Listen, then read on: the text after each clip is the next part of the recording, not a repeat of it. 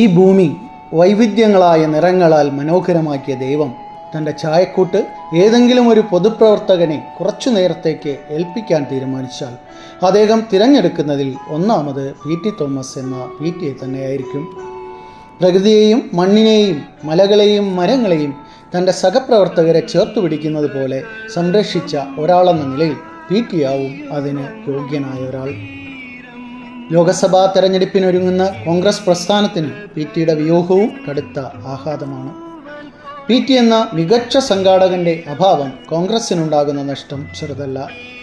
മരം വെട്ടുകാരനും തണലേകുന്ന തരി പോലെ വേദനിപ്പിക്കുന്നവരോടും വളരെ സൗമ്യമായി പെരുമാറുന്ന വേറിട്ട വ്യക്തിത്വമാണ് പി.ടി.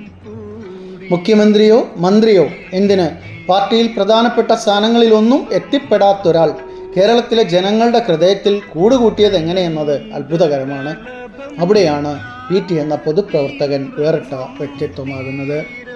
മലയാളികൾക്ക് ചിരപരിചിതമാണ് പി.ടിയുടെ ഓരോ ചലനവും. തൻ്റെ പോക്കറ്റിൽ സൂക്ഷിക്കുന്ന ചെറിയ ഡയറിയിൽ മറ്റാർക്കും വായിക്കാൻ പറ്റാത്ത കുനുകുനുത്ത അക്ഷരത്തിൽ പി.ടി കുറിച്ചിടുന്നത് വിശാലമായ സൗഹൃദങ്ങളെയാണ്. ദീർഘനാൾ ഒരുമിച്ചുണ്ടായിട്ടും സന്ദർഭവശാൽ പേര് പോലും മറന്നുപോകുന്ന ഭൂരിപക്ഷത്തിനിടയിൽ ഒറ്റത്തവണ പറഞ്ഞ പേരും സ്ഥലവും ഓർത്തെടുത്ത് അയാളെ വിളിച്ച് സംസാരിക്കുന്ന ഒരാൾ പി.ടി മാത്രമാകാനാണ് സാധ്യത. കരുണയാണ് കർത്തവ്യമെന്ന് ചിന്തിക്കുകയും പ്രവർത്തിക്കുകയും ചെയ്തിരുന്ന പി.ടി ജീവിത കാലഘട്ടത്തിലുടനീളം പാരിസ്ഥിതിക വിഷയങ്ങളിലും സാംസ്കാരിക രാഷ്ട്രീയ വിഷയങ്ങളിലും ഉയർത്തിപ്പിടിച്ച നിലപാടുകൾക്ക് പ്രായഭേദമന്യേ പ്രസക്തിയേറെയാണ്. പാർശ്വവൽക്കരിക്കപ്പെട്ടവർക്കായും പരിസ്ഥിതി സംരക്ഷണവുമായി ബന്ധപ്പെട്ടും സാമൂഹ്യ തിന്മകൾക്കെതിരെയും ഗാന്ധിയൻ ആദർശങ്ങൾ കൊണ്ട് നിയമസഭയ്ക്കകത്തും പുറത്തും പി.ടി നടത്തിയ പോരാട്ടങ്ങൾ ശ്രദ്ധേയമാണ്. സ്വന്തം നേട്ടങ്ങൾ പലതും നഷ്ടപ്പെടുമെന്ന് ഉറപ്പായിട്ടും ശരിയുടെ പക്ഷത്ത് അടിയുറച്ചു നിന്ന പി.ടിയെ ഒരു മലയാളിക്കും പ്രത്യേകം പരിചയപ്പെടുത്തേണ്ടതില്ല. പിണറായി വിജയൻ പേടിച്ചിരുന്ന പ്രതിപക്ഷത്തെ ശബ്ദമായിരുന്നു പി.ടി.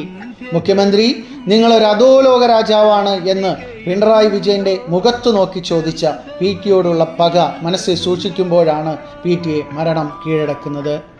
പി.ടി സഭയിൽ എഴുന്നേൽക്കുമ്പോൾ പിണറായി സഖാവിൻ്റെ ഇരട്ടച്ചങ്കുകൾ പിടയ്ക്കുന്ന ശബ്ദം സഭയിലെ ചുവരുകളെപ്പോലും അലോസരപ്പെടുത്തിയിരുന്നു. രാഷ്ട്രീയത്തിൻ്റെ ബാലപാഠങ്ങൾ അഭ്യസിക്കുന്ന ഒരു രാഷ്ട്രീയ വിദ്യാർത്ഥിക്ക് പി.ടി എന്നും ഒരു മാതൃകയാണ്. ചടുലത, വാചാലത, ചേർത്ത് നിർത്തൽ, കരുതൽ എന്നിവയൊക്കെ പി.ടിയുടെ മാത്രം സവിശേഷതയാണ്. പി.ടിയെക്കുറിച്ച് ആരോട് സംസാരിച്ചാലും അവരൊക്കെ പി.ടിയുടെ സ്വന്തം ആൾക്കാരാണ്. ഓരോരുത്തർക്കും പി.ടിയോടൊപ്പമുള്ള ഓരോ കഥകളുണ്ട്.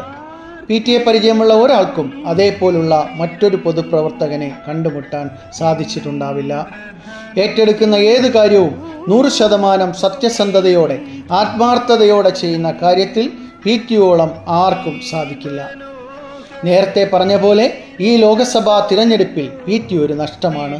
പി.ടിയുടെ മികച്ച സംഘാടക മികവ് കോൺഗ്രസ് പാർട്ടിക്ക് നഷ്ടമാകുമെന്നതിൽ സംശയമേയില്ല. ആദരണീയനായ പി.ടിയുടെ ഒരിക്കലും മരിക്കാത്ത ഓർമ്മകൾക്ക് മുന്നിൽ പ്രണാമം.